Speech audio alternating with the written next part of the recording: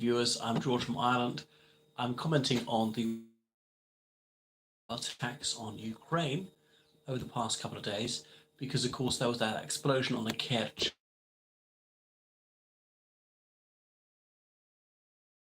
There is an alternative theory. Is this cock up more than conspiracy? Was it a Russian munitions truck just exploded?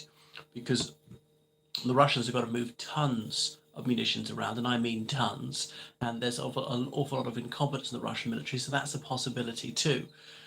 Quite unlikely, because it happened to be the very moment that a train with fuel tankers was crossing, and that would have been really lucky for the Ukraine if it had been a coincidence that the Russian truck had accidentally exploded at the very moment when the train carrying all that oil was crossing over.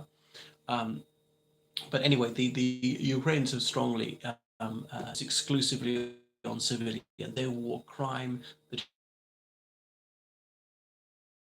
attacking civilian infrastructure,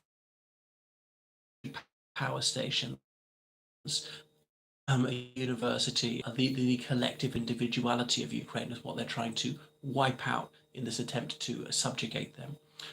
So it's just monstrous. Now, again, this could be cock up by the Russians because they're just so rubbish as an army. They're just missing.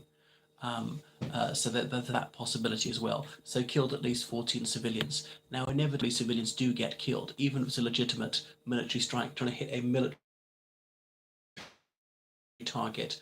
The explosion kills some civilians who are actually not in the kill zone that you want to hit. There might be a civilian who happens to be in the military installation as well, or something like that. And so that's permissible. But if you're purposefully targeting civilians, knowing them to be civilians, then that is a war crime.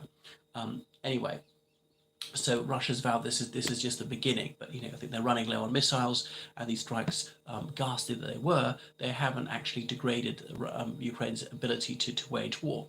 And there's no question that Russia has been intentionally destroying civilian infrastructure, as in waterworks, electricity power stations, and so on, for a long time, anything to do with heating, to try and deprive the Ukrainian civilian population of heating in winter.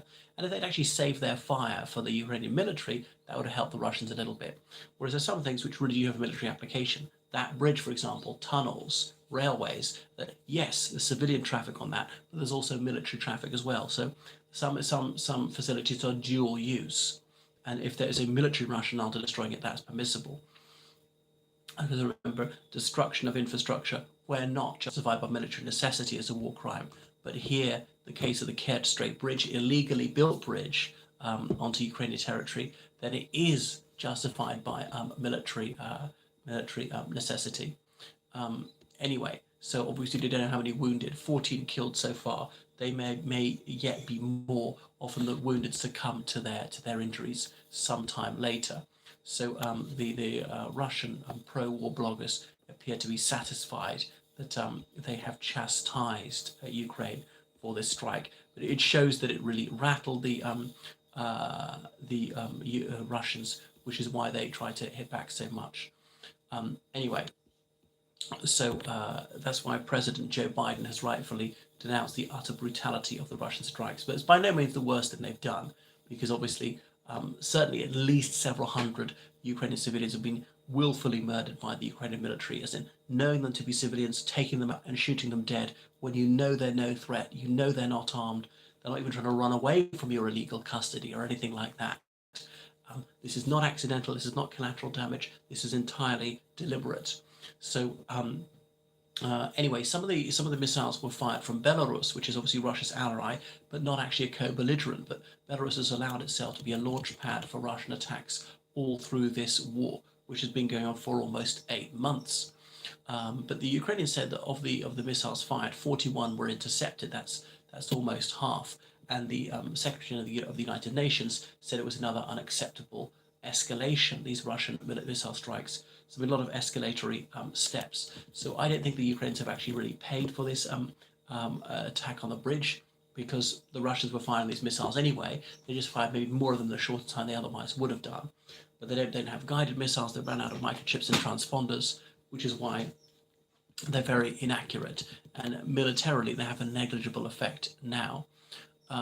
So yeah, I mean, killing civilians, horrific that is, if they're children, they're elderly people, those who can't actually contribute to the war effort, it doesn't actually weaken Ukraine's ability to carry on waging war, may harden their resolve. It's going to stiffen their spine. The Ukrainians have now got a greater will to resist because they know if they're taken over, thousands of their civilians will be murdered. Russia's proved it time and time again. So the Putin regime is under pressure from its own hawks to actually produce results, and they're constantly driven back to divert attention from the constant Ukrainian gains. And some of the missiles that struck Ukraine, they flew over Moldova's sovereign territory, and obviously Russia's been illegally occupying southern Moldova since 1991.